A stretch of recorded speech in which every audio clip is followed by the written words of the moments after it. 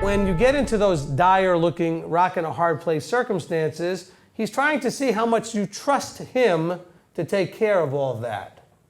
And that's why these verses read this way. He says, look, even though my adversaries and my enemies are coming against me, and there's an army encamping me, he says, my heart doesn't fear. Now, why are we talking about the heart here? Because we know that it's the heart, the thought that gets into the heart. Right? It starts with a thought, gets in the heart, emotions get attached to it. That's when we start to panic. Panic is a heart reaction. It's not a thought reaction. The thought was, wow, there's a lot of guys encamping around me that want to kill me. See, that was the thought.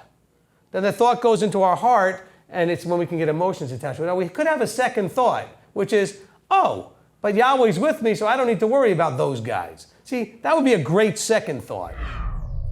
But the redeemed shall walk there. The redeemed shall walk there. Notice that the language keeps having this idea of halakha, of walking, holech, to walk on the path.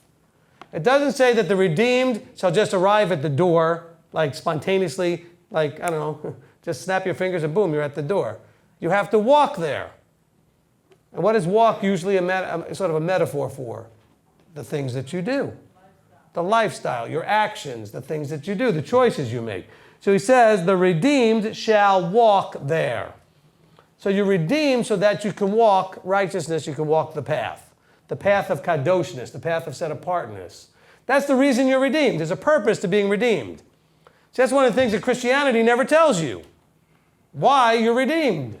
So you start thinking you're redeemed so that you could have a different life, that somehow it's about you. He's going to redeem you because it's going to bless you. No, he's redeeming you so that you can do the things that bring blessing. He redeems you so you can do the things that bring blessing. Not just he redeems you so that you are just automatically blessed. But now that you know the difference, because you're redeemed out of ignorance, you're redeemed out of foolishness, hopefully. You're redeemed out of ignorance, foolishness, a lack of wisdom, and all of these other things, lifestyle habits, all these terrible things you were doing. Why? So that now you are free to walk in a redeemed life of obedience and of submission. And when you do that, what's the manifestation that comes from that? Blessing. Although I've redeemed everyone, and here he's specifically talking about redeeming Yisrael, he says, you who have called by my name, and Yisrael was called by his name. The nation was supposed to be a set-apart nation, set high above all the nations, to be a light to the world, that others would be drawn to him through them, but yet they dropped the ball over and over again. But now we'd have people out there say, well, because they dropped the ball, the ball's been taken away from them. He's never said that ever. We've got all kinds of witnesses, as long as there's a heaven and earth, those promises still stand. And that's why he says here again, do not fear, I am with you, I shall bring your seed from the east to west, the north to south, etc., to give them up and bring them back to the land. However, only the ones who choose to allow that unblinding and unclogging of ears to happen. By the way, his deliverance is forever, meaning his promise that he would deliver is forever. It doesn't mean that if he's delivered you once, now you're delivered forever. Tell that to all the Israelites that were delivered out of Egypt and died in the desert. That's your proof.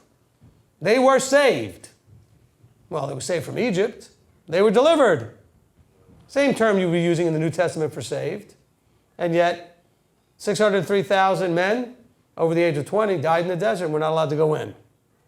So let's not get caught up in that and thinking, oh, well, it says my deliverance is forever. Yes, his deliverance is forever. In other words, he's not going to ever not deliver you as his promise is made. Those who will keep making the effort, he will keep delivering. Until finally he delivers a remnant into the kingdom. He's not going to change his mind on that. He says, but my righteousness is not broken. In other words, but I'm not going to just let anybody doing anything get in. There would be no righteousness in that. Okay? You know it would not be right for your friend who's doing just like anything and everything to get in while you have to keep Torah. To be afraid, you must forget really who he is. Think about it. If you really believed and understood who he is and what he's offered to you, how could you be afraid? But on some level, you have not truly embraced who he is. He says, it's better to take refuge in Yahweh than to trust in man. It's better to take refuge in Yahweh than to trust in princes. This kind of goes back to the story with Jeremiah where they're like, oh, but Egypt's going to save us. Oh, we're going to trust in Egypt. Trust in Egypt? Don't you remember, wasn't that long ago that you came out of Egypt? Now you're trusting in Egypt? How about trusting in Yahweh? The enemy's pushing you, trying to get you to fall, but Yahweh's going to help you. Remember, the enemy can only push you as far as Yahweh's willing to let him. Pure emunah, emunah being faith, trust, that's the Hebrew, is that everything that happens is being allowed to happen or caused to happen because it serves Yahweh's purposes in your life and in his bigger picture.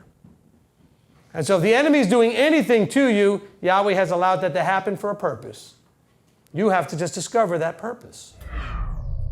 If we can embrace this stuff, why would we ever be afraid of anything? I mean, I'm not trying to pick on us and mock anybody, because yet, guess what? I've been afraid of stuff. I still get afraid of stuff at times. But if we really could embrace this stuff and embrace it fully into the core of our being, I believe we could actually get past this fear thing. And that's why the subtitle for this teaching has always been, if you could only fear Yahweh, you would never be afraid again. If we could only truly fear Yahweh, you would never be afraid again. It is Yahweh's desire that we fear him, and he tells us so over and over again in his word. And I'm just going to read one of them to leave us off, leading into the next part of this teaching. In Deuteronomy 10 and verse 12.